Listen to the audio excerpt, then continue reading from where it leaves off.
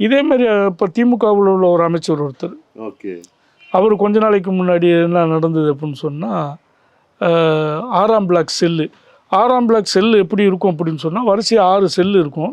அந்த செல்லுக்கு முன்னாடி ஒரு நடப்பாத அளவுக்கு ஒரு திண்ணை ஒன்று இருக்கும். அதுக்கு கீழே வந்து ஒரு ஒரு 10 அடி இடைவெளி தான். அதுக்கு முன்னாடி காம்பவுண்டு சுவர். அவங்க உலகமே அதுதான். அந்த கேட்டுக்குள்ளே நுழைஞ்சோன்னா சுற்றி சுவர் இருக்கும், ஒரு 6 செல்லு, ஒரு பெரிய தண்ணி தொட்டி ஒன்று இருக்கும். இதை தவிர ஒன்றுமே இல்லை. அதுக்குள்ளே ஒருத்தர் மாதக்கணக்கில் இருந்தார். எந்த முகசுளிப்பும் எந்த கவலையும் எதுவும் இல்லை, இயல்பாக இருந்தார். அவர் பின்னாடி அமைச்சராக வந்தார், KKSSR. Okay okay okay KKSSR சிரிச்ச முகத்தோடு இருந்தார்.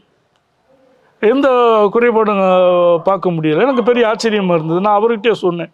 அவர் அண்ணா எழுதின புத்தகங்கள்லாம் உள்ளே வரவழைச்சி படிச்சுக்கிட்டு இருந்தார். அப்போ அவருக்கு அந்த ஆசிட் அட்டாக்லாம் ஆமாம், அதெல்லாம் அதுக்கு முன்னாடி தான் அது நடந்தது.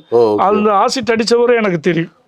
ஓகே, அமிர்தராஜ்னு சொல்லி சாத்தூரில் அந்த ஆசிட் அடித்த வழக்கில் உள்ளே வந்திருந்தார் மதுரை சிறையில். அதுக்கு இதுக்கு இந்த சம்பவத்துக்கு 20 வருஷத்துக்கு முன்னாடி. ஓகே, அப்போ நிறைய அப்போ என்ன அப்படின்னு சொன்னால், அந்த யார் KKSSR வந்து என்ன ஆகுனா, உள்ளே இருக்கும்போது கேட்டுக்கு பக்கத்தில் தான் அந்த செல்லு. அவர் பாட்டில் அமைதியாக இருப்பார். அண்ணா எழுதின புத்தகங்கள்லாம் படிச்சுக்கிட்டு இருந்தார். எல்லாத்துக்கிட்டையும் ரொம்ப உற்சாகமாக பேசிட்டு சிரித்த முகத்தோடு பேசுகிறேன். நான் கூட சொன்னேன், கொஞ்சம் கூட சோர்வு இல்லாமல், எந்த கவலையும் இல்லாமல், வேறு விசேஷ சலுகைகள் உங்களுக்கு எதுவுமே இல்லைன்னாலும் உங்கள் பாட்டில் கலங்காமல் இருக்கீங்களே அப்படின்னு. என்னங்கய்யா செய்ய, ஒரு அரசியல் பொது வாழ்க்கைக்கு வந்துட்டோம்ல அப்படின்னு சொல்லி சிரித்த முகத்தோடு ரொம்ப சுறுசுறுப்பாக இருந்தார். இதுமாரி 2 அமைச்சர்களாக இருந்தவங்க சிறைக்குள்ளே இருந்தாங்க. அதாவது நிறைய அமைச்சர்கள் இருந்திருக்கலாம், ஆனால் தனியாக வந்து கைதியாக இருந்துட்டு போகிறது வந்து பெரிய கஷ்டம்.